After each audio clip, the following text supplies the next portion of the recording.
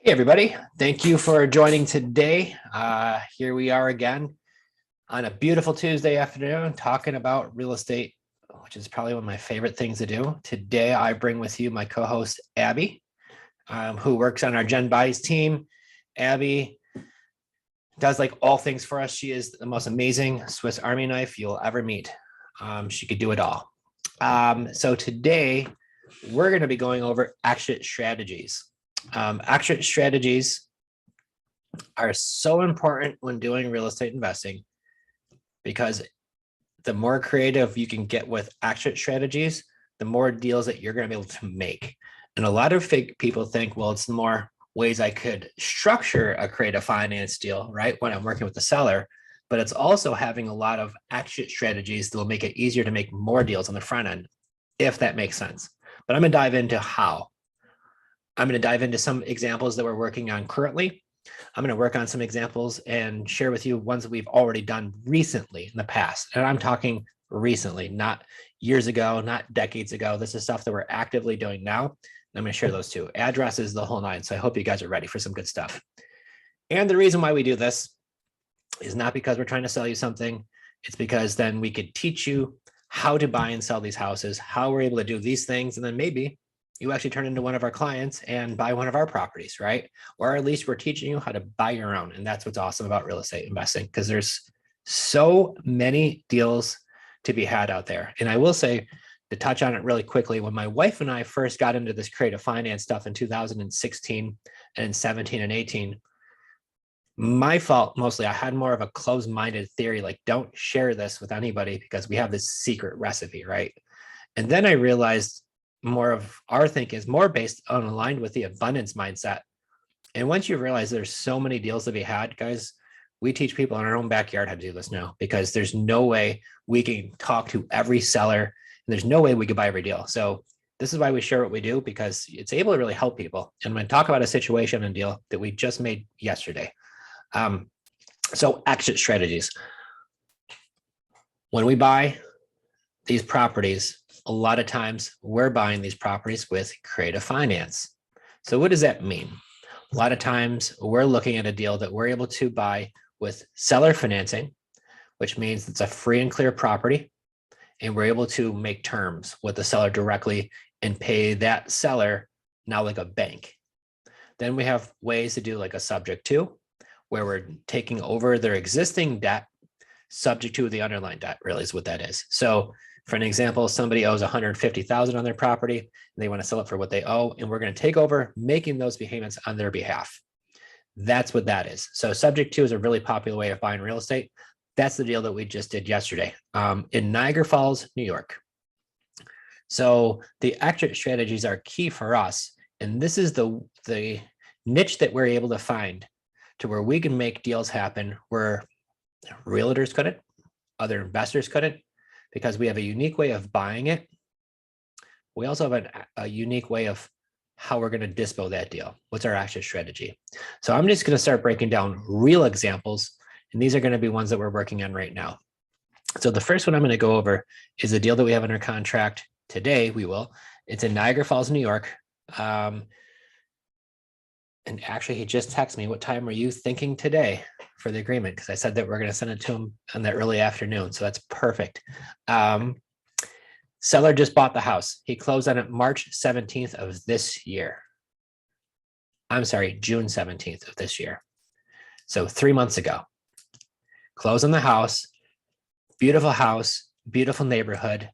He decides he wants to do a little bit of work to the property. He buys it for 227. He puts the minimum down. He still owes around 220 in the house. He starts taking off some of the paneling walls, realizes if he wants to drywall everything, what that's going to cost him, runs into financial issues, never even moves into the house, already wants to sell it. He's owned it for 3 months, guys. So here he goes back to his realtor friend and says, okay, I want to list my house. I want to sell it. But when he came under contract in that house, when he was originally buying it, was in May. But when it finally closed in June, the market has been shifting a little bit, as we all know. What he could sell it for right now, opposed to what he bought it for are two different things. Plus now the house needs a little bit of work because two of the bedrooms, it's down to the studs. He took down the walls. I mean, it's all down to the studs and just two bedrooms, all he did. The rest of the house still looks like exactly the same as when he bought it. So with that being the case, when you're going to pay a realtor commission of 6% on $230,000, when you are looking at, what is that going to cost you? About $14,000 in commissions. You're going to pay some closing costs, which could be another $2,000 to $3,000 in that deal. So all said and done, if he does list it for $230 and sells it for $230, he's going to net somewhere close to $215 to $212, and he owes about $220. He would have to write a check for about $8,000 to say goodbye to that house, which is $8,000 he does not have. So the realtor doesn't even think it'll sell for $230. She thinks it'll sell for much less than that. So if he sells it for $220 or even less than that, his check will be even larger. He'll have to write. It's a losing situation for him. Really doesn't know what to do. Reaches out to us because of our marketing is awesome. And when he did, our acquisitionist looked at what was going on, booked a closing call. I get on a closing call with the gentleman and said, we'll buy for what you owe. I'll pay you $1,000 over that to help cover any costs because he does have some material things like that he wants to get out of the house. I said, I'll give you $1,000 for all that stuff. You're free to go. I'll pay all your closing costs. He says, sounds great to me. He says, my realtor is going to want to get in touch with you to kind of look at what this looks like. So I explained to her what we're doing. And she says, well, to be honest with you guys, in the very beginning, when he told me what was going on, I was a little skeptical. I said, this might even be a scam. By the end of our call, when I thoroughly explained what it is that we do and who we are, she asked if she could work with us. And because of how incredible she sounds, I would definitely consider that. And I look forward to talking to her more about that because she really understands now what it is that we do. So she says, what are you guys going to do with that house? How is that going to work for you guys? You're buying at the top of the market. How are you able to do that? So what I explained is our rent to own policy that we love to do with tenant buyers. This is one of my favorite exit strategies. So exit strategy number one today, guys, I love the lease purchase with tenant buyers. Now, a lot of times people say, I want to keep properties long-term and things like that. And we'll go over that in a minute. But the reason through my coach, through my mentor, Ron LeGrand, taught us all about this lease purchase model is you're actually helping people on another level because we are giving people the opportunity to turn from a renter into an owner, which is a pretty cool thing because I'm not just letting you rent a house, I'm giving you the chance to buy it, right? Which is a really, really neat thing because you're creating owners, which is awesome. Now, on the flip side, why does that work well for investors? The reason why it's my favorite exit strategy is because when we bring a house to market, we are going to offer it on a lease purchase. We collect a non-refundable option deposit from a tenant buyer. Now, everybody always asks how much that is. And to be quite honest with you, with a lot of the deals that we do, when you're ready to get a mortgage, they're going to want the first year of property taxes up front. They're going to want your first year of insurance up front. They're going to want to pay your closing costs up front. And you're going to have to pay 3.5% down, 5% down, whatever the number is that you have with your lender. Once you start adding all of that up with the closing costs, the 3.5% to 5% down, which is the minimum, right? Once we put all that down, it's about 10%. So our lease purchase rent to own models, we usually get around 10% of the purchase price as a non-refundable option deposit. That will go towards the purchase when they're ready to pull the trigger. If they do not buy, they do not get that back. It is very well spelled out at the very beginning of our conversations. But as long as they pay us on time, they have nothing to worry about. We've had several successful people go through this process and get to buy out the property. We've had several going through it right now, which people say, oh, I'm worried about losing one of my rentals. But if you get a check for $60,000, $70,000, $80,000, guys, it's really not that bad. And you can reinvest it into more properties, right? So with that being said, it's about 30% will buy. 70% usually fall out. So that's not me tracking our numbers. That's what the national numbers are for people who do a lease purchase. Now, I'd like to think we do a lot better job than that because of our screening process. I like to think that we do a better job of that because of the fact is we make sure we get a fair amount of money down up front in that down payment, that deposit, because then once they've fixed whatever it is to get, qualified, the money's already in place. A lot of times folks will collect way too little money down, just put that tenant buyer in the house. And then once they do get ready for a mortgage, they don't qualify, guys, if they don't have enough money down. Do you want to know how many times I've seen people get ready for a mortgage and still owe, they got to come up with $8,000, $10,000 more of money they don't have? It's a tough situation. So we do a great job of that because we make sure we get a large non-refundable option deposit. I'm going to share one with you right now. I'm going to share my screen to show some stuff that I have been working on. So share screen. Hey, Abby, can you make sure that everybody can see this? Can you see that? Yeah, Okay, you're good. cool. So guys, this is one of our houses we had, 141 Birchwood Avenue. It's in Rondequoit. Okay, don't ever go by this estimate because it's way, way off. But this is a property that we just had listed as a rent to own. We have it sold for $189,900. That's a true market value. It's probably a little bit over that, but not much. This estimate is way too low. I could show you comps for 5 minutes would prove that. But either way, that's the case. We all know Zillow's not 100% accurate. But this was a property. I don't know if it's on here or not. When Jen and I bought it, you can see all the times we've had it listed for rent to own, all the different prices we've had it. Here it is. This is when we bought it. We bought that thing really 14 years ago for $47,000. I've had it rented. We've done rent to own. You can see where we've had it listed at the one price. We actually tried listing it in the market, and this is what turned us into this rent to own model, is because we tried to list it at one point. It didn't sell. We did more renting. This is where here when we did rent to own. This is where everything changed, right? So you could see where we started with our rent and now where it is right now. So we just put a tenant buyer in there. So the tenant buyer who just moved into this place just gave us $20,000 down. This is the third time we've done a rent to own on this house. Beautiful house, beautiful area. Does not have that dumpster in the driveway. That's an old picture. But yeah, we've even put the yellow ugly sign in there because once we got this house back from the first tenant buyer, we tore out the kitchen and bathroom, put in new ones in there, charged way more for the property. The second tenant buyers who just moved out not too long ago got a job transfer, called us up, said, hey, I'm moving out. You guys could have the house back.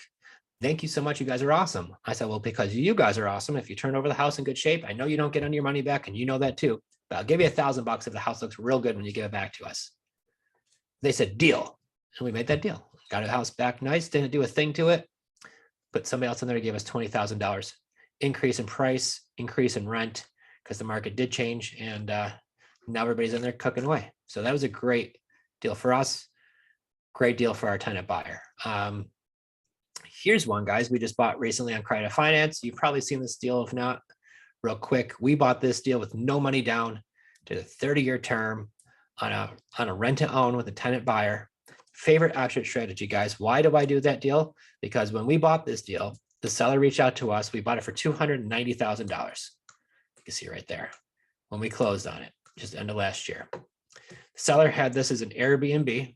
House is too big. It's a 4-bedroom, 4-bathroom. It's 2,600 square feet.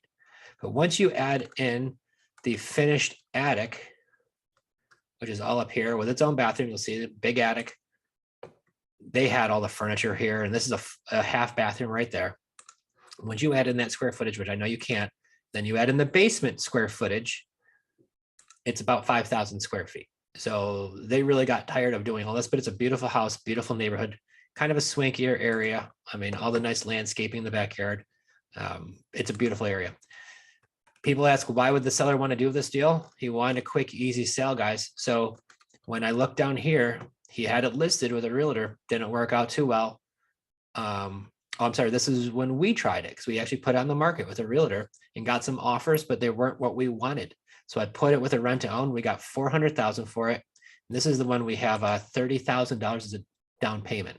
So the handful of thousands of dollars it cost us to make this deal, I'm so glad we did not sell it here, because sometimes I love to do that where we buy it on terms and sell it right away. And if it works, it doesn't. If not, we put in a tenant buyer. I had 2 options here and both of them worked out well. I'm way better off doing what we did. The folks who moved into this deal bought this for $400,000 from us. They gave us $32,000, I think it was, down, and they pay $3,000 a month in rent. And every single month they're in there, we cash flow about $1,200.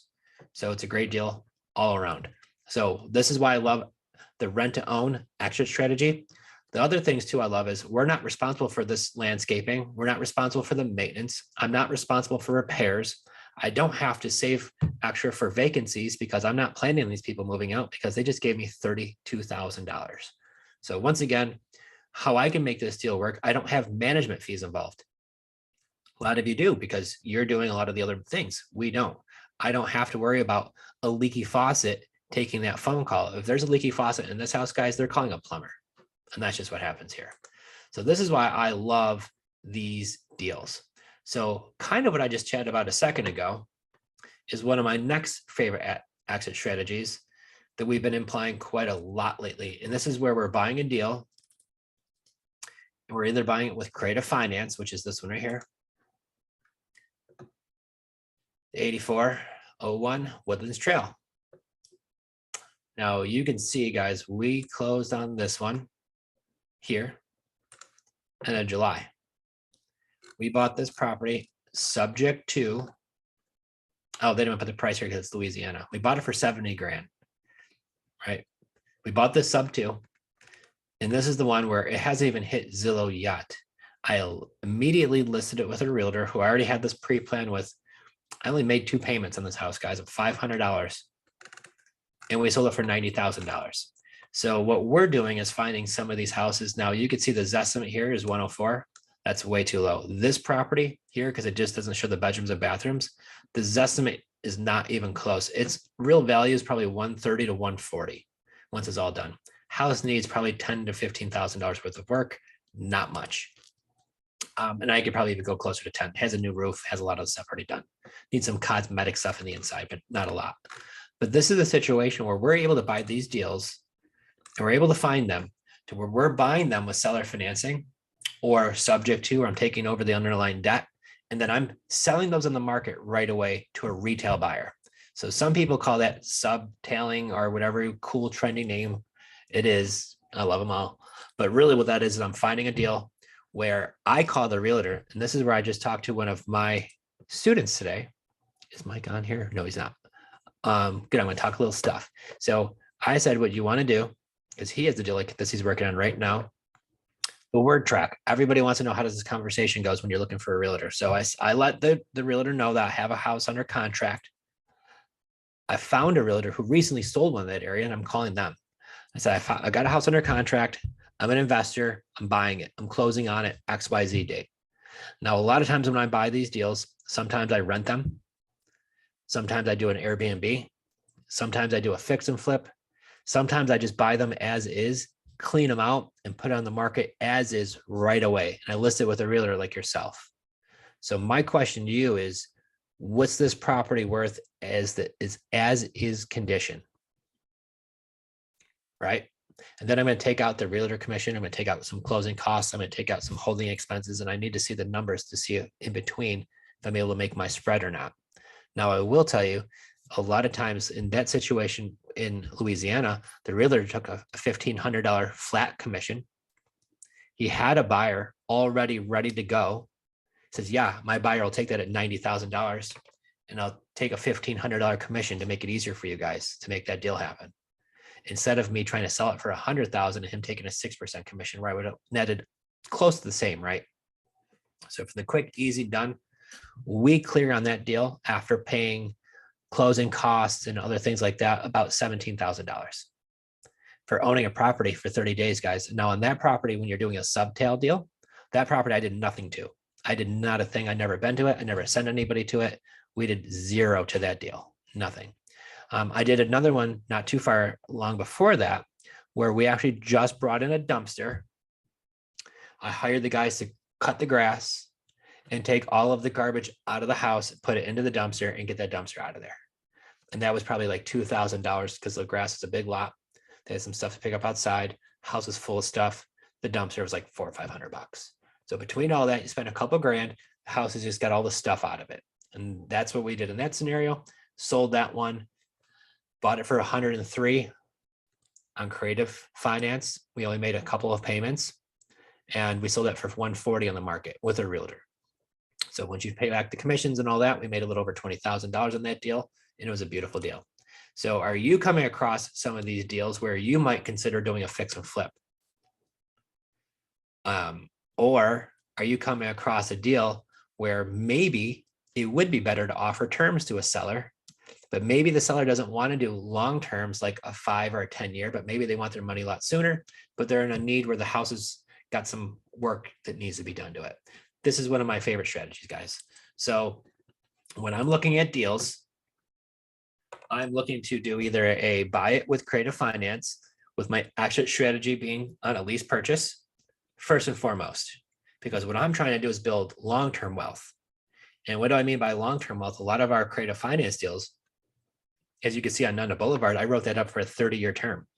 So rather my buyer buys this in 1 year or 10 years from now, doesn't matter. I'm going to be collecting that rent every month. And that's what I'm looking to do. And then when I do get them to buy that property, you can see from my spread, guys, I'm making a nice paycheck. So it's not the end of the world if they buy. No reason to cry. You get a big old check, wipe away those tears. But once again, I really love that strategy. Second one I really look at on every deal is a hotel where I'm going to keep it. I'm going to sell it quickly, mostly as is. I'm not doing any work to that. Everybody knows the standard fix and flip. And I'll be honest with you guys, if we're going to do a fix and flip, I'm only going to do the small ones. We've done gut jobs before where we've done the 2, 3, 4 months, 4 or 5 months they turn into sometimes if supply trains are low and contractors are slow and all the other things, right? So if I'm going to do a fix and flip, I know a lot of people have to make their numbers work. I'm not touching one unless I'm making $50,000 on it. If I'm not going to make $50,000 or more on a fix and flip net, all said and done, I won't even do it. So I would rather wholesale that deal, find somebody who does a lot of fix and flips. That's what they specialize in, and let them do that. Now, the fix and flips I want to do are going to be the ones where I could just do a kitchen, something crazy, nothing too crazy, maybe some paint, some flooring, a bathroom, paint, flooring, that kind of stuff. I try to stay under that $30,000 number or less is my goal. And if I have to go much more than that, I'd rather wholesale it and let somebody else do that, because those big jobs really do take up a lot of time. And then I think about what can I do else with that time, right? So we have our fix and flips, which are pretty standard. However, I've got one right now we're doing in St. Pete, Florida. I have it under contract. The house needs full work. I'm going to buy it with cash and I'm going to sell it on the market as a handyman special with a realtor. I'm not going to do the fix and flip on it. I'm going to bring it to the biggest buyers list of all, which is the MLS. So this is why I love to be able to do those type of deals, is just for that fact is I could get that deal, pay cash for it. Now I'm doing that instead of an IRA. So I'm not even having to pay the income tax on it. So I love doing self-directed IRA deals. And if you guys don't know, check out Quest IRA. I'm not affiliated with them as far as like getting links. There's no Joe link, nothing like that, but they do walk you through all the processes. If you have a retirement program and you want to roll money into an IRA and buy real estate inside of that IRA and not have to pay tax on it, there's certain ways you do, certain ways you don't. So make sure you get the education on it, but they are fantastic. I can't say enough good stuff about them. Cindy says, my self-direct IRA is through Quest Trust. Yeah, they are awesome. And they really do a great job. So check them out. They're out of Houston, Texas. Great, great bunch. They have a lot of free YouTube content. And if you talk to any of their IRA specialists, Cindy could, I'm sure, agree with me that they're a class act and very, very great. So everybody there is awesome. Yep, see, she agrees. So in that deal, we have that under contract. I spoke to a realtor, same situation, and she believes we could bring that to market. I have it under contract for 170. I think we could bring it to market as is in the 2s somewhere, probably the mid 2s. She thinks higher. She's the realtor expert, not me, but I think it's a little high. Considering the condition of the property. The retail ARV on it's probably about 380 though. It's a 1,200 square foot ranch, brick block ranch in St. Pete. So once again, those are my favorite deals. I'm not going to do a fix and flip on that. I'm buying the house. I'm going to bring a dumpster there the day we close. I'm going to have the guys take out all the chairs, tables, whatever they're going to leave behind, clean it out, donate some of it if there's anything that could be donated. Other than that, if anything's garbage, toss it out. The realtor will be there the next day or two, take all the photos, get it on the MLS, get it on the biggest buyers list there is, pay her gladly that 6% commission to get this on there and get this thing sold. So are you doing a cost seg on your rent to own properties? So no, I don't, to be honest with you.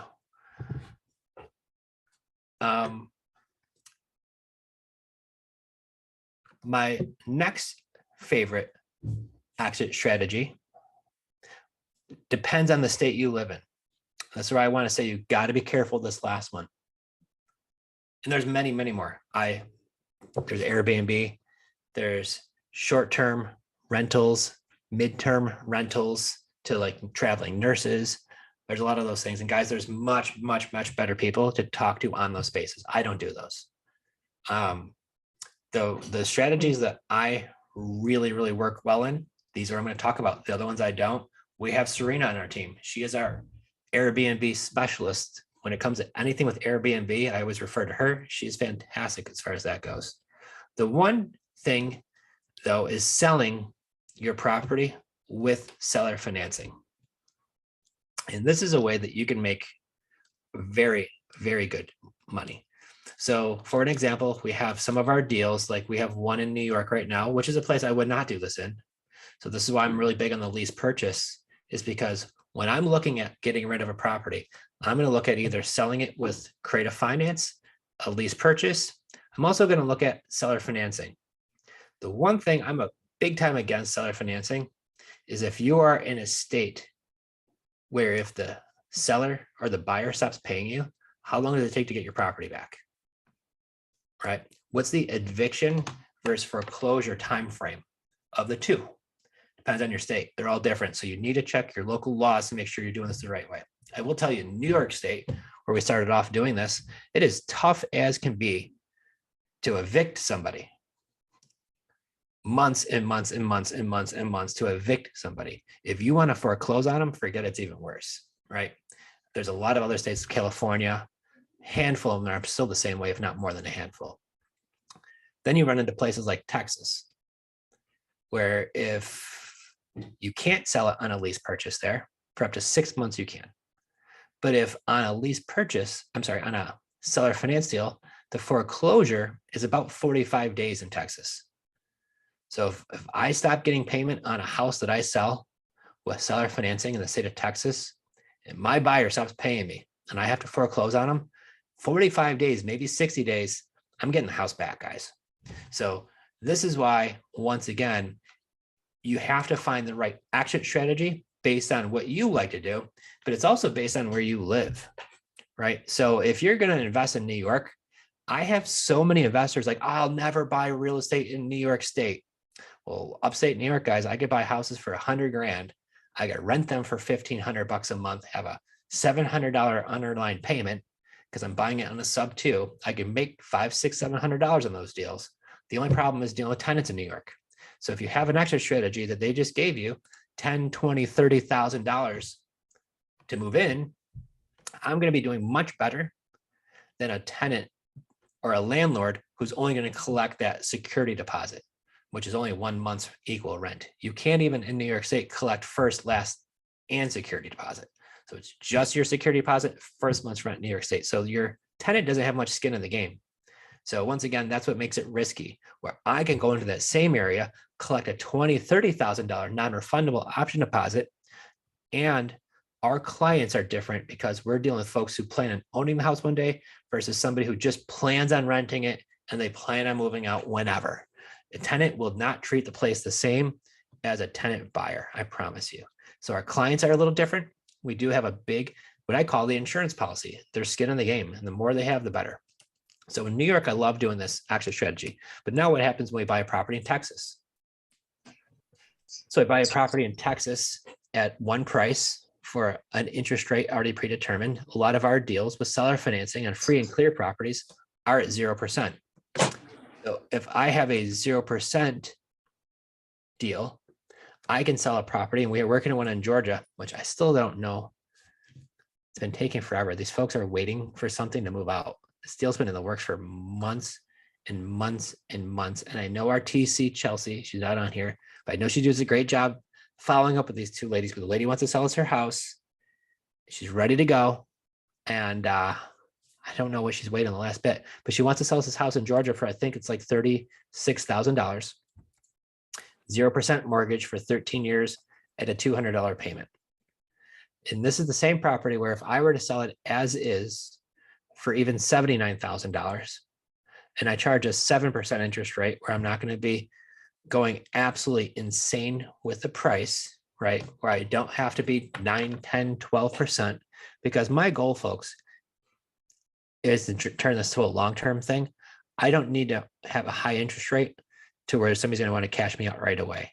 But my difference is this: if I have a $200 0% mortgage and I charge $80,000 for the house at 30 years at 7%, my payment's $525.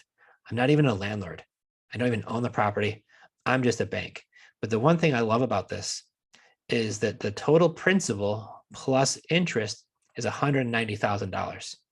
So what does it cost me to buy this deal? Guys, it's going to cost me a few $1,000s in closing costs.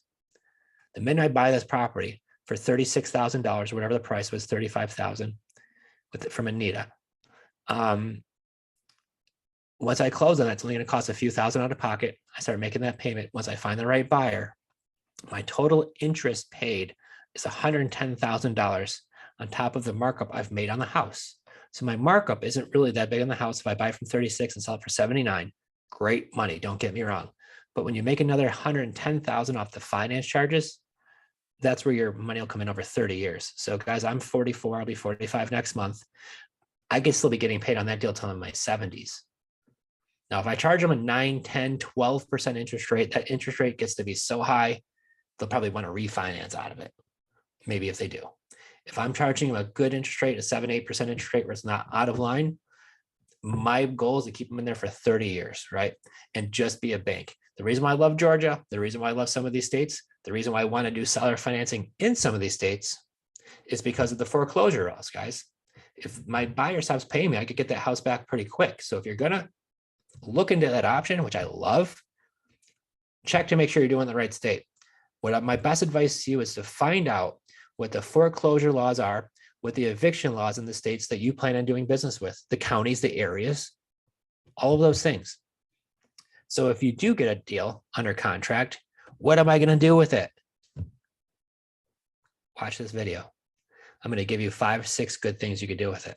Now, also too, if it's in a special area, thank you, Jay. I was, Crohn's got me bad last week, but I'm feeling great now. Airbnb. I know a lot of people who are doing really, really well with Airbnb. I mean, the neat thing about Airbnb, if you do it right, you don't need a lot of them. I mean, 5, 10 properties could get you out of your full-time job and to make more money than you're currently doing by owning a handful of these things if they're done properly. My favorite thing is never going to a bank to have to buy them. So if I want to find these properties, I'm going to buy them with creative finance. I love the fact that we can go to banks and buy all the real estate we want, or we don't have to go to banks, but we could buy all the real estate we want. Most of our deals, and Abby can attest them, a lot of them, some of them, they do need down payments. A lot of them we buy are with no money down, besides just covering some closing costs, maybe $1,000 or $2 to help them move. But usually a lot of them are very little money down. Talking with my students, they wrote an amazing deal in Pennsylvania right outside Reading today. Where when we had the conversation, he's like, I think to assign this deal, I was like, why would you want to do that? The seller is selling you a house for around $160,000 for what they owe. You're going to give them $2,500 down. I think the comps on it are in the mid 2s. Doesn't really need much work. The house was built in 1989. It's a 1,500 square foot 3-2. The payment's low. You could definitely charge a lot more. And buying it sub 2, the interest rate was really, really low. And I was like, well, how long of a term did the seller give you? He's like, because I'm buying it sub 2, they're giving me the rest of their mortgage. I'm like, that's a keeper. You keep that deal in-house. Exit strategy is you put in a tenant buyer. Somebody's going to give you $10,000, $15,000, $20,000 to move in that beautiful house, paint it the way they want for their family and the kids or whatever. And then at that point, if they get a mortgage in 2, 3, 4, 5 years, great. If they need longer, fine. You've got a really great term on this deal. Beautiful house, beautiful neighborhood. Love that exit strategy. So when we looked at What you'll hear me talk about all the time, guys, is the cost of entry. Cost of entry on that deal is $4,500 in closing costs, $2,500 down to the seller, $7,000, $750 insurance policy, $7,500, $7,700, right? We set aside 3 months of payments to build into what our cost of entry is. We're up to probably $10,000, a little over that now, $11,000. So if he's got $11,000 and we're collecting 10% of that purchase price as the non-refundable option deposit, remember, we're not doing any work to the house. The price that we determine would be the price they'll list it at would be $299. But if somebody wants to buy it and update the paint and some of the flooring themselves, drop that price to $279 as a rent to own, handyman special, light cosmetic updates only needed. Do the work yourself, save thousands. That's exactly what my ad's going to say. He has it under contract, guys, for $160. You're going to rent to own that thing. And there's legit comps selling at $300,000 and more in that area. So $279 is the purchase price. I'd rent that for probably in the low twos. The underlying payment's $1,600. When you have no management, no nothing like that included, you're going to cash flow probably $400 to $500 a month. On that selling price at $275, I'm expecting at least a minimum of $15,000 to even walk in the door, but you're probably going to get $20,000 down. Now, if it only cost me $11 to get into that deal, guys, and you collect $20,000 down, you're up $9,000. You've got no credit. You didn't go to a bank, and you've got $9,000. You're up after you paid yourself back your $11,000. And now every single month for the next X amount of years, you're going to cash flow $400 to $500 a month. Your tenant buyer, who say they give you that $20,000 down at the $279 price, still owe you $259. Guys, you bought it at $160. If your tenant buyer buys you out in the next 6 years or 5 years, you've paid down your amount of that $160 balance because you're making those payments. So maybe now in 5 years, you owe $150. They still owe you that price. Once they get you refinanced, guys, you can see the check that you've made on that deal. You're talking a 6-figure check on the back end. Now, how can I get into a deal with $11,000, no banks, no credit needed, and that $11,000, I got that back in 3 to 4 months. And now I'm just cash flow positive from here on out. My cash return is infinite. These are those deals that we're making. So these are these ways for you to analyze a deal of what's the best exit strategy. So I will say some of you might have a couple rentals right now. Could be a single family home that you'd want to consider doing this with. I've had this happen to ours. The summer of 2017, guys, you'll hear me refer to it, was the craziest summer on earth for me and my wife. We had 5 or 6 different single family homes that once we figured this strategy out, we told all of our renters, once your lease is up, we're going to sell them. We're going to sell them with rent to own. You will get first choice if you want, but if not, if it doesn't work for you, time to go. We gave them plenty of notice. Everybody did move out. That summer, we flipped them all into tenant buyers. Our lowest we received that summer was $8,000. Our highest was $30,000. Non-refundable option deposits. Guys, we did basically fundraising for $100,000 that summer in just cash we raised. Now that's your cash, guys. That's your cash to reinvest back into marketing, your business, buy other properties, whatever you want. You will get tax on it from your accountant, believe me. So reinvest it, right? But these are some of these things that I want to make sure that you guys understand, that if you have that single family home, you don't have to do on all of them, but maybe test pilot on one of them.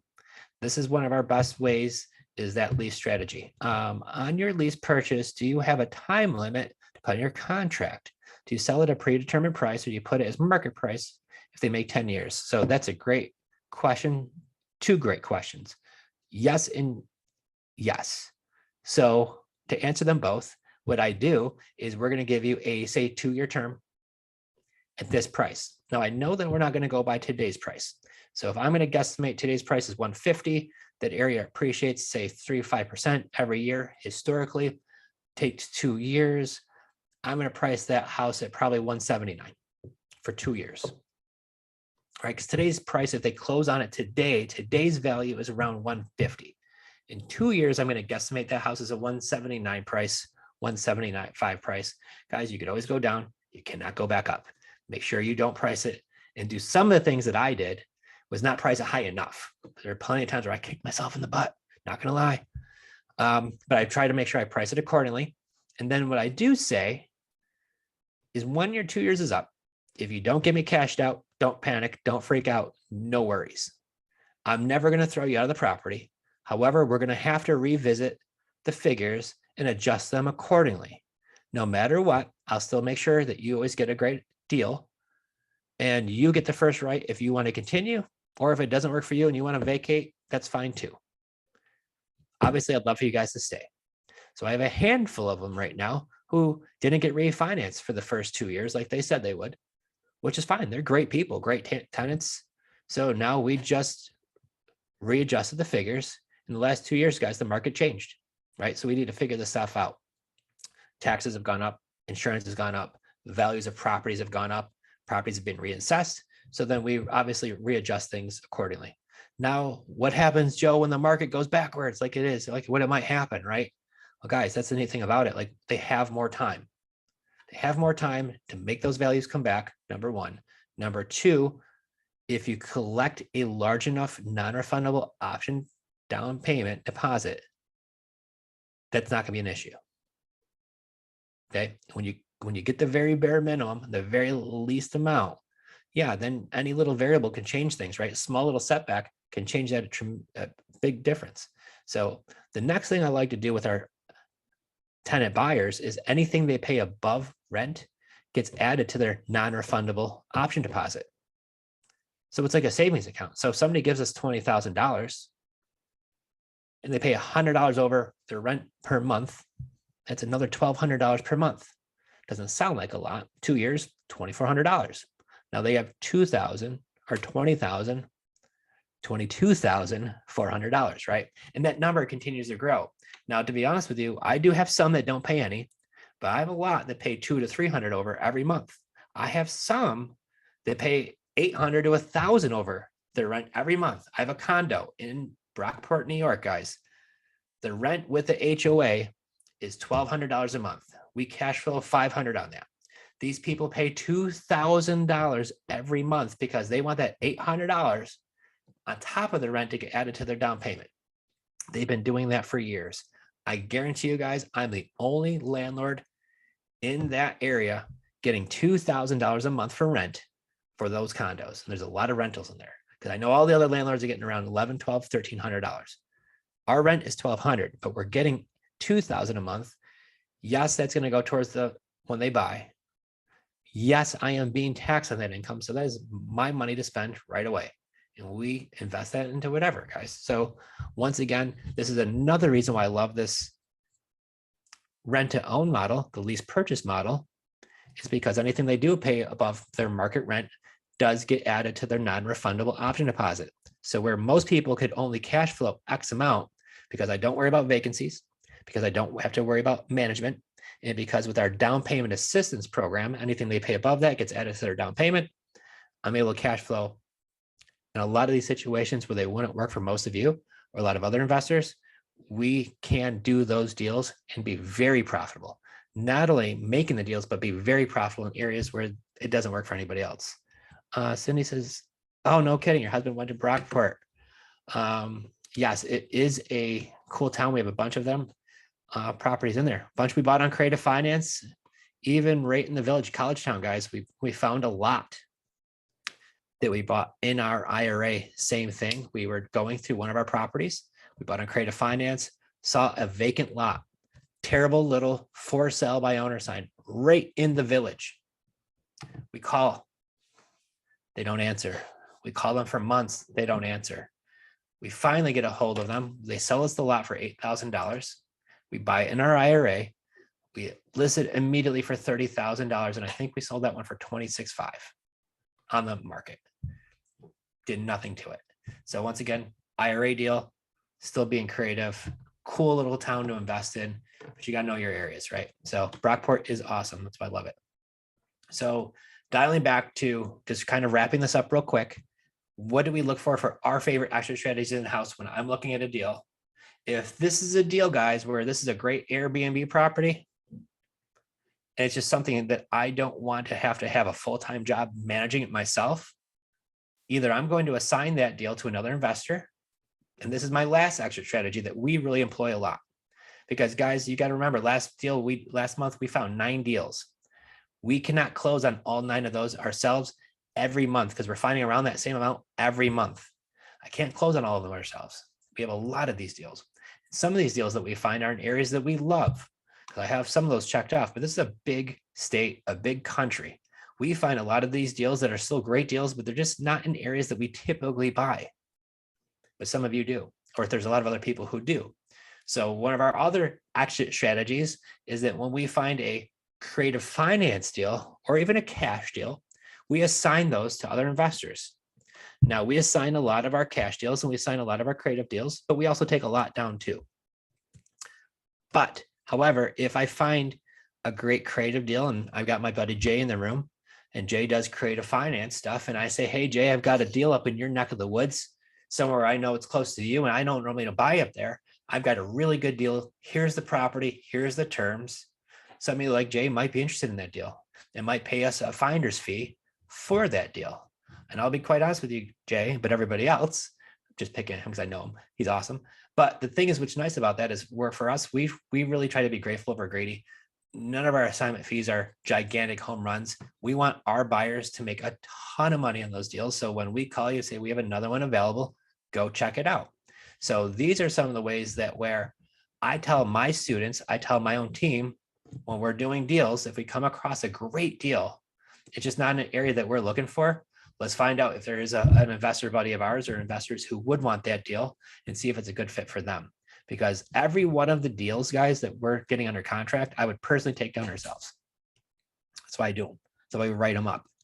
And this is why we choose a lot of times if I'm going to keep them in house or if I'm going to just wholesale them out. So when you have your lease purchase, when I could do a fix and flip, when I could do a hotel, where I'm just buying it subject to and selling it right away, right? Where I could do some IRA investing, where I could do stuff inside a retirement plan. I do a lot of those. Those are some of my favorite deals. I have your Airbnb. I have some friends who do a lot of midterm leases to traveling nurses, right? They do really, really well because they pay. It's got to be furnished. But once again, same thing goes with wholesaling, guys. So we're not a wholesaler. I'm a real estate investor. I look at every single deal, but we don't primarily just wholesale, but it is a great exit strategy. So Trace or Julie, I know you're out on the West Coast. Luz, we have a bunch of my friends in this room, but this is why this is why I love this network and teaching all of you guys. If you're finding these deals, like I see Jay right now, they're looking at anything in South Carolina. So obviously we have him in our radar already. When we have a deal in South Carolina, we know who to call. Now, even if I get one in North Carolina, I might still call them and say, hey, I know it's Carolina, might not be South, it's North, but here's a great deal. Take a look at it anyways, right? Maybe we can entice Jay to buy somewhere else too, or maybe in the meantime, he knows somebody who lives there and does it. But a great deal is a great deal. And this is what it's all about. So action strategies, the more of these you have on your belt, the more of these deals you're gonna be able to dispo. Because a lot of the times I'm looking at deals and the cash flow might be too tight if I have to put in expenses like management, expenses like vacancies, expenses like repairs. Sometimes people pay for water and things like we paid none of that with our lease purchases, zero. So with our spread is our spread to keep. Once again, because I could add on top of that too with the down payment assistance program, I'm able to build in a much bigger spread than most can. So this is why I think the average for most people is about $200 to $300 a door. We are double that per door. So once again,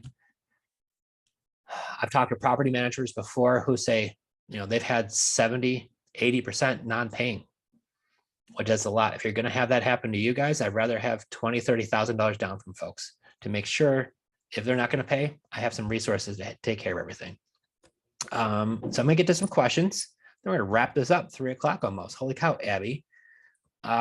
If you had a higher end property, say 500K, would you want 10% down for that? Maybe it's me, but I would think someone coming up with 50K down is not as easy as, say, a $300,000 house.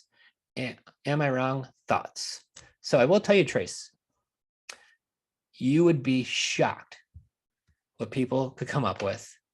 My favorite properties to do this on, however, are generally not high-end properties. My favorite properties to do this, and I will do it on every single property, don't not get me wrong, but the deal has to make sense. The deals that I like to do this on the most are your average price range houses in your area. So the median. So back in upstate New York, I would say the median for my city where I live was about 150,000 between the suburbs and that range, right? In the county, the metro area of Monroe County was probably around that $150,000 range. So yes, I've done a house for $400,000 before, but like what you said, it takes a little bit more time to find that special buyer who might have that $50,000 down. But now if I'm in Tampa where I live now, you're not getting anything for 500 grand, right? You can, but it's really tricky. In my area here in Tampa, I'll get people $50,000 all day long because they're accustomed to paying that here because that's the average here, right? So I guess it really depends on where you live, but I will tell you, but I always have this term called my popcorn houses. Popcorn are those basic, that $150,000 home that I got it under contract for 110 on a sub 2. I'm marking up to 150. I took down the payment of 800. I'm charging 1,500. I got 20 grand down. Not a huge $500 million property, but once again, I got a great spread in there. I got great cash flow in there. It didn't cost me a lot. The one thing I love about the median price ranges, opposed to the higher end stuff, those tend to go backwards. If the market pulls back, those generally go first. But if I'm living with mom and dad, and I'm getting married to my wife, Jen, and we're going to go buy our first house together, it almost really doesn't depend on like what the market's doing, good or bad, because we probably don't have a huge savings or retirement anyways, right? We're a young couple, but getting that first house, that's that 1,500 square foot house, 1,800 square foot house, 1,000 square foot house, depending on where you live, but that's what they're looking for. So whatever your area is for your median, stay in that range, or sometimes even a little bit less. You get into the higher end stuff, and the more higher end you go, the smaller your buying pool gets. So make sure if you do, I just build in more time. So what does that mean? If I'm going to take it down myself and I'm going to find a tenant buyer, or if it's a property I already own, I know it's gonna take me a little bit longer. So if I'm gonna make a deal with a seller, I might let them know before I go to closing, might take me a little bit longer. Or if I'm going to assign that to somebody else, maybe they want to turn that high-end property into an Airbnb. I know it might take me a little bit longer for people to come up with $50,000 or whatever my exit strategy could be. So I just know on higher end stuff or places that are very remote and very rural, I know I need to build myself in some time because it's going to take me a little bit more to find the right buyer, if that makes sense.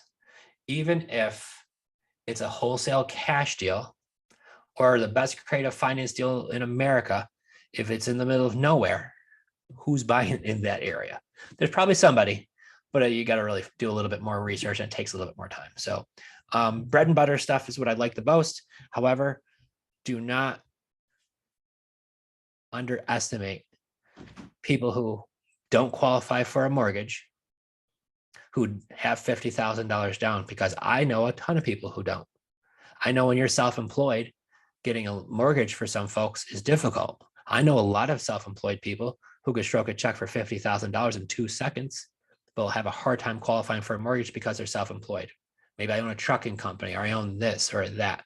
Self-employed people are really hard to get mortgages for, but they have, a lot of businesses where they could have cash and have money to where they can make that work. So don't second guess yourself. But for the more common stuff, I love that middle of the road type work. When making payments to sellers, do they usually ask for market rate payments? If so, what do you say? So what I do is I have to make sure when I'm making payments to sellers, great question, Avery. I have to make sure that I'm able to make some spread on the rent, right? And I tell sellers this all of the time. The price that you're asking is important, but it's not everything. Because what's most important to me is that I have a low enough payment that I could pay you, I could pay the taxes, I could pay the insurance, and then also have some spread because I'm gonna be able to rent it. Now I had one situation where I was talking with a landlord and they were like, no, I'd have to get full payment because I'm getting that right now from my tenants. I said, well, then that's fine. Do you want to continue to be a landlord? That's what you're going to collect. If you want to sell the house to me and I'm going to be the landlord, I need to get a much lower payment because I'm going to be the one responsible for the taxes, the maintenance, the repairs, the utilities, the upkeep, any type of the midnight phone calls, management, vacancies. That's on me now because I'm the owner, I'm the buyer. So I need to make that spread to be able to account for all of that. So if you want that high payment, that comes with being a landlord. So my question to you, Mrs. or Mr. Seller, do you still want to continue to being a landlord, dealing with all the toilets and tenants? Or do you want to sell the house to me, have it be done? You still get a good payment every month, maybe not the same, but you don't have any of the responsibilities. Zip it. Well, no, I don't want to be a landlord. That's why I'm talking to you. Okay, well, here we go, right? And then we renegotiate that. Do you ever work with pre-foreclosures? Yes. Pre-foreclosures, I've got one right now we're working on. I've worked on delinquency with taxes. We call the bank, find out what they owe, find out what it's going to cost to get them current. You know, I've had some people who haven't paid their payments in a year and a half. So if you haven't made your payments in a year, and it's going to pre-foreclosure, what's your monthly payment, right? If you have a $2,000 payment, I got to come up with 24 grand to get you current. If you have a $600 payment, well, that's not as bad, right? 7,500 bucks, I'm into a deal. But that's one thing you want to look at. So what happens is, Trace, when we do run into those situations and somebody's in a pre-foreclosure, we call them, find out how far they are behind. I get a mortgage payoff, which is a payoff letter from the bank. And it's going to show me what they owe. It's going to show me how far they are behind. So I'm not going to take their word for it. I'm going to find out what it is I have to come up with in order to get them current. So what I do to the seller situation, say, okay, well, if I were to pay all the back payments and get you current and cover all the closing costs, would you sell it for usually what you owe, unless they have a lot of equity? Then if they do, I tell them, well, I'll buy it now. I'll cover all the closing costs. I'll get you current. Not only that will I get you current, it's going to help get your credit back to better. Because you got to remember, guys, if their mortgage, if they haven't made it, their payment all the time, their credit went to crap. I'm a credit expert. I've pulled tens, if not hundreds of thousands of people's credit report, my old job. I know how credit works just about as good as anybody else. So credit, if you haven't made your mortgage payment in a while, your credit's taking a crap. If I buy your house from you, sub 2, and I pay that $8,000 and got you current, you have a past due loan that's been delinquent for over 90 days. They have 3 sections on your credit report, guys. They have 30 days late, 60 days late, and 90 days late. This is how they could tell in your credit report. So anything over 90 days late, that's like the worst of the worst. And they'll tell you it's currently beyond 90 days late. I'll write on your credit report. I'll see the last time you made a payment. It tells me everything. It's like going to the doctor. Whether you want them to know it all, they'll see it all. So either way, with that being the case, if I pay that $7,500, I cover the $3,000-$4,000 in closing costs. I got 10, 12 grand out of pocket. I'm going to put a tenant buyer in there for my lease purchase. So I'm going to get that money back. But now when I start making their payment on time, part of also the benefit of sub 2 on the seller's behalf, especially in a pre-foreclosure, is I'm going to get your loan current and I'm going to make those payments on time. And ongoing payments on an account like a mortgage paying on time is going to help your credit go skyrocket. So these are the benefits. And to be all honest with you guys, I have a handful of text messages from people we bought their house on a sub 2 who were previously late. We got them current. We've been making those payments on time for years. And I've had text messages saying my credit score is a 785 now, and it used to be not even a 600. And it's because we're making those payments on time. And we just set them up on auto payment, but it really helps people too. So what are the benefits of selling for the seller on sub 2? That's one of them, especially if they're delinquent, especially if they're now having credit challenges with that mortgage and it's late and you're able to make that on time and you're going to help their credit pay more than anybody else. In some situations, like my Niagara Falls, when I talked to in the beginning of this, where I could buy that deal where nobody else can, I'm helping that seller. I'm putting money in his pocket where he would have lost money. And then all around is such a great situation that his realtor turned into a friend now, and now she wants to work for us. Okay. Do you ever work with pre-foreclosures? Do you find the bank will give you that info? I know sellers aren't the most reliable. So what we do is we have, to answer your question, if you're asking for the mortgage payoff, we just have the seller call their lender and request a mortgage payoff statement. that lender will usually email it to them in a couple of days and they'll have it and they just forward it right to us. Or what I do is I will tell the seller, I'm going to call your bank. I'm going to get on the phone with them. And then once I have them on the phone, I'm going to patch you through. So you don't have to be on hold for 20 minutes. I'll finally track them down. And when I do, they're going to say, Joe, I can't talk to you because you're not Sam or whatever the seller's name is. Great. Sam's waiting to hop on this call. Let me patch him through right now. I get Sam on the phone. Sam gives the lender authorization after saying who he is and authorizing who he is. He will give that lender the authorization to talk to me. It's usually just for that day. And I'll call the lender and I'll have the conversations with him and just say, Sam, and I'm not saying I'm buying the house subject to, so I need all the info. I don't say that. Sam wants me to get on the phone to kind of help him sort out what's going on with his account. How do you know Sam? He's a friend of mine, and that's why he's asked me to help with this, right? And this is why we're connected, is because obviously he wants to have me help him make heads or toes of this situation. How far is he behind? How much does he owe to get you current? If he gets you current in the next amount of days, where do we send that payment to? Then after that, what's the payment? And then they work you through everything else. Okay, great. Can you send that mortgage statement to Sam, that payoff? And they will. And then I have the information. And I go back to Sam and I explain to him what's going on. I do not ever tell the bank I'm doing sub to. Ever, ever, ever. They'll never hear those words out of my mouth. We don't ever talk about it. I don't talk about me even buying the house from Sam.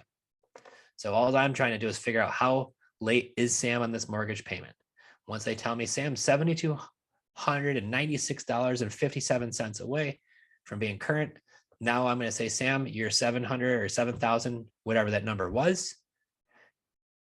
If I cover closing costs and pay all that stuff to get you current and give you $2,000 for the U-Haul truck and some gas money to move out, Sam, does that work for you? And if it does, I'm writing that deal up, long as I've done all my other research and all the other stuff makes sense, right? Thank you. So these are how we address these deals. And to be quite honest with you, it doesn't work for everybody, but in a lot of these situations, it does. So once again, if you guys didn't check out our YouTube, I just put it up there, Jenn did 2 days ago, conversation with me having with another realtor on a situation, breaking down how we can make these deals work for them. So I've been talking to a lot of realtors. Our team is actually coming up with kind of like a script to say, which I will definitely gladly share with you guys. But what we're doing is I'm reaching out to all of my realtor friends. I'm gonna have our whole team do the same thing. And just simple fact is, if you had somebody who bought a house recently, who probably overpaid for the house, who needs to sell it, and now can't afford to sell it because they owe too much on the property. If you find one of these situations coming across your desk and you have a seller that's going to have to write a check for thousands of dollars to get rid of a house they no longer need or want, before they do that, before you list it, let me know, because sometimes I get paid way more than everybody else, right? Because that sounds like a good sub 2 deal to me. Somebody who cannot afford to sell their house because they just bought it. By the time they pay the realtor commission and the closing costs, and just to let you know, national average is about 10, 11%, guys. So 10, 11% of that selling price is what that seller will have to write a check for. So just remember that if it's a $300,000 house, chances are it's about $30,000. If they owe $290 because they just bought it, and you know they're going to net $270, just throwing a rough number at it, and these people are going to have to write a check for $20,000. And probably if they just bought the house, they might have just came up with a down payment a little bit, but between closing costs and all that, they might have just spent their money. They might not be able to afford to spend another $20,000, $30,000, $40,000 to say goodbye to a house, right? So this is where, in a lot of these situations, where if you can help these realtors understand what it is, how we could help them, how we could help the seller in these situations, this is what's a win-win for everybody. And this is why I explained to that realtor yesterday, from what the seller owes on his house because he just bought it compared to what it would sell for today, he's going to have to write a check for probably $15,000 if it sells at the top of the range, which we all know it won't. If it sells for anything less than that, that could be a $20,000, $30,000 check. I know the seller does not have it. And this is literally his only choice he has. So how do you find these people? All right. How do you find these people? Because I will tell you, you will waste your time talking with a lot of folks who really have no interest in selling your home. If you could find these people, guys, these people need help. These people are in a real situation. Now, if I have a kick-ass exit strategy for properties like lease purchases and Airbnbs and all the other cool stuff, so I know once I do lock up these properties, I know what I can do with it, right? I can make these deals happen. If I didn't have these exit strategies, I could think all these deals would be great, but I wouldn't know what to do with it when I got it. Think of that little baby cub when they hunt for the first time. They might find like a prey, but then they just fumble with it and that thing gets away. They don't know what to do with it once they got their hands on it. That's the exit strategy. That's why it comes in well. So when you make these deals, I'm going to tell you right where to find them. I'm going to tell you what the avatar of the person looks like as somebody who bought a house in less than 5 years ago, who their loan to value is really high. So I don't know if I've shared it with you guys or not, but I've shared it with my own team. I know this for sure, and my students, but the lists that I look for are the opposite of everybody else. Everybody else looks for these big equity lists. I'm the opposite, guys. I look for the no equity. I look for 90% or higher loan to value. Somebody who just bought a house, vacant house, bought it less than 5 years ago, high loan to value, out-of-state owner. One of my favorite lists to pull. You're going to find some motivated people there. Do you have PropStream, anybody? If you've got PropStream, you can load it right in your filters, hit your county, go to your filters, individual owned, single family homes. I put the loan to value at 90% or higher, or even at 85% or higher, out-of-state owners that are vacant homes, right? Not even vacant. I don't care if it's vacant or not. Out-of-state owners. That's the key, guys. In every single county, you should find a ton of those. And if you do, I just call them. I don't want to do a mailer. You could do a mailer, but I got to print it. I got to write it. I got to pay for that. I got to get a stamp. I just go to truepeoplesearch.com and I do skip tracing right through PropStream. But honestly, I've found that True People Search, which is a free website, is almost more accurate. And all I do is I put in the name and the zip code of their new address or the new area they live in. In PropStream, it shows like being mailed to this address. This is the new out-of-state address. It's right there. So I put in that name, that out-of-state address on truepeoplesearch.com. It usually gives you the phone numbers. And I'll tell you what, it's on there. So that's pretty accurate. You'd be surprised. So guys, you don't even need to spend money on that. Just get a PropStream, pull that list, call these people. I was in the neighborhood. I'm looking for another house there. I was wondering if you're considering selling.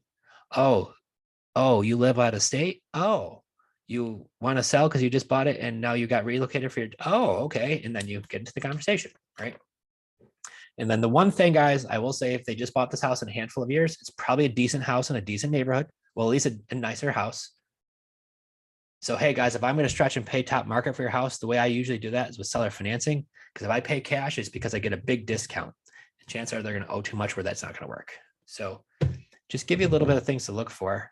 Do you give realtors any money as a finder's fee since they can't list it now? Avery, that's a good question. If it's a property that they're bringing to me, an off-market property, and they found a seller in a situation, I always like to grease the wheel, right? You pay them a little something, I'm sure they're going to keep bringing you more. I promise you that.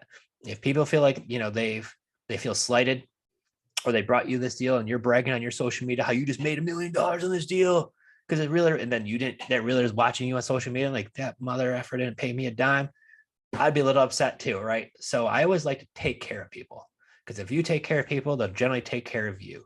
So on those deals, if a realtor reaches out to me and they say, hey, Avery, hey, Joe, hey, anybody, I got a situation that I think might be something that would work for you, and I make that deal happen, I pay anybody who brings me a deal.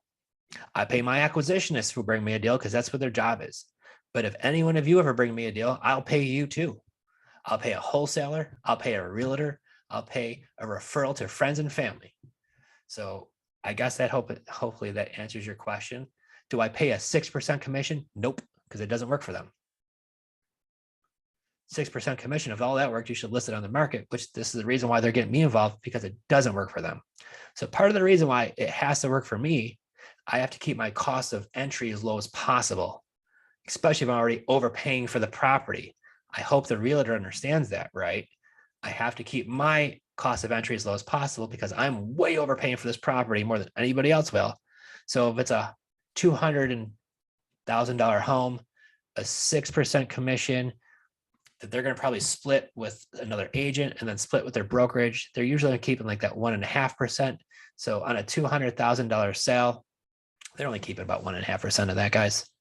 So what's that? $3,000 they're going to get. So if I pay them $1,000, $2,000, do you think they're going to be happy? Probably. Do you think I'll get more of those leads and deals? Probably. All right. So grateful over greedy. I guess my best advice that one of the legends in real estate always taught me is, take care of people and they'll take care of you. Cool. I think that's all I got. I went a little over. I got a seller blowing me up saying, hey, just don't want to miss your call. I love that. Where's my contract? Write up my deal. Come by my house. Anybody want a deal in Niagara Falls? Got one coming down today. Love it. So I'm going to get with Ryan so we could buy his house and get that sucker under contract. I'll let Elizabeth know to send that over to him, and life is great, guys. So I hope you're all having an amazing Tuesday. Thank you so much. I know we went a little over today, but I hope we can bring a lot of value and education to you guys, teach you all the stuff that we're doing currently. I will say the next 2 weeks, I have to put this on pause, unfortunately, but fortunate for us, next week we are flying out. I don't know if any of you know Tiffany High. She is an amazing real estate investor. Her and her husband, Josh, they are two legendary real estate investors. She's all over Instagram and him too, and Facebook. They do a great business. They do a lot of deals. I mean, these two are really awesome. Tiffany High, Josh High. We are flying out to their offices next week. So Tuesday, I'm going to be in Columbus, Ohio. And then we get back into Florida on Wednesday. And then Monday, the family mastermind, which is a new mastermind that we just signed up for. And they are starting a 4-day event in Tampa, Monday, Tuesday, Wednesday, Thursday, where there's going to be like a few hundred investors in this room, from Ron the Grand to Steve Trang to Brent Daniels. I think Jameel Pace-Morby might be there. I'm not 100% sure. My wife said she saw the names. I didn't see their smiling faces on the thing, but it is going to be really, really cool. So that Tuesday we won't be there, but I will promise you guys the Tuesday after that, when we get back, I'm going to have so much amazing stuff to share with you, because everything I've learned from Tiffany and Josh at their in-house event and everything we're going to learn at this family mastermind event, I'm going to share it with you guys. So when we have the next Tuesday, Abby, let's make that link now. It'll kind of be like the 2-week off recap of what I learned at the 2 different mastermind groups. And I want to kind of share that with you guys. Any great takeaways that we get from these things, I'd love to share. So I think that's going to be a great thing. So you won't see me for 2 weeks. I may try to get one of my team members to come in here, but they're going to be with me on the thing too. So I don't know how well that's going to work. So I think we'll just postpone it for 2 weeks, because I'm bringing a lot of people with us to these events, and I'm super excited. So thank you, Bo. Thank you for everybody, Cindy, all of you guys for coming. I really do appreciate it. Would love to chat sometime about buying sub 2 lease owned from Mike Scarpa. Mike is one of my students. He is amazing. I'd love to chat if you've got any questions. The dude does great deals to the point where not only is he a student, but he actually works on our team too. And he's a friend, and he's going to be in Columbus with us too, because he's coming out there. So yeah, if you've got questions, I'd love to chat about it. We'll be actually together for the next week. How do I get more data regarding mastermind group events? So I guess it depends on what you're looking for masterminds. If you look at Matt Andrews, if you look him up on Facebook, Matt Andrews is, it's called Family Mastermind. The one thing I was really impressed by Matt, like a lot of these guys and girls who, run these events, you've got 200 of some of the biggest real estate investors around the country with all of their crazy lives and schedules and all the things. He's that awesome that he gets them to come to Florida twice a year, 200 different investors. It's like wrangling cats, guys. And somehow he does it. The guy's amazing. Once you talk to him, if you're in Clearwater, it's right in Tampa. Send me a DM. I can send you the link for it on either Facebook and Instagram. But if you just look up Matt Andrews on Facebook, he has a ton of the stuff posted, and it's a pretty big event. And they also do a weekly Zoom as well, included with the mastermind, but they meet in Florida and Tampa twice a year. They're doing it right now, then they do it in March too. It's happening this month, it's the last week of September, which is going to be the 26th, 27th, 28th, and 29th of September. Is they're going to be having that here in Tampa. So if you are here, all of these amazing real estate investors are going to be here. And I'm not going to lie, guys, I'm going to be fangirling like crazy, just going nuts, because I've been following a lot of these people for so long, and you're going to get to go meet them in person and, have dinner with them. I am like giddy. I was the same way when I met Joe Montana, not going to lie. But so I'm really looking forward to that too. So we will reconvene October 4th. Will be the next one. October 4th, I'm going to be coming with so much great stuff, guys. Please, if you have some time, check it out. And if not, I'll record it and I'll make sure we share it on YouTube and all the other good stuff. But that's going to be a great one because I know there's going to be a lot of great stuff dropped and a lot of great things I'm going to be able to share with you guys too. So I'm really looking forward to it. So in the meantime, check out Matt Andrews on Facebook. I'm going to tell you how amazing Abby is. See Abby? Abby, raise your hand real quick so everybody can see you if you didn't see you. So they have a guest speaker coming to this one, guys. And the guest speaker they're bringing this year's Hulk Hogan. So I'm showing Abby, and some of you might not know who that is, but he's a big old WWF wrestler, WWE, whatever. And I don't follow that stuff anymore, but I used to when I was a little kid. But Abby's like, who's the guy in the yellow? And I'm like, who are you talking about? She's like, that guy. He's in every. I'm like, Abby, that's Hulk Hogan. You don't know who that is? And she was like, no. I was like, well, last year they had Vanilla Ice there. Do you know who that is? And he's not a dessert. And she's like, no, I don't. I'm like, Ice, Ice Baby. She's like, I do remember hearing that song. I'm like, you are completely awesome. So this year they have Hulk Hogan as a guest speaker. So it's pretty cool. The guy in yellow. I can't wait to meet him and tell him about that too, because he's going to be there. Okay, cool. Can you please send me the link for the mastermind? I would like to attend. Yeah. Elena, can you just send me a link or a message on Facebook or Instagram, and I'll send that right over to you. And if you want to attend, it's going to be pretty awesome. So, and until then, guys, I'll see you in 2 weeks. Thanks for coming out today. Thanks, Abby. Thanks everybody for being here. We'll see you then. I'm going to stop my recording.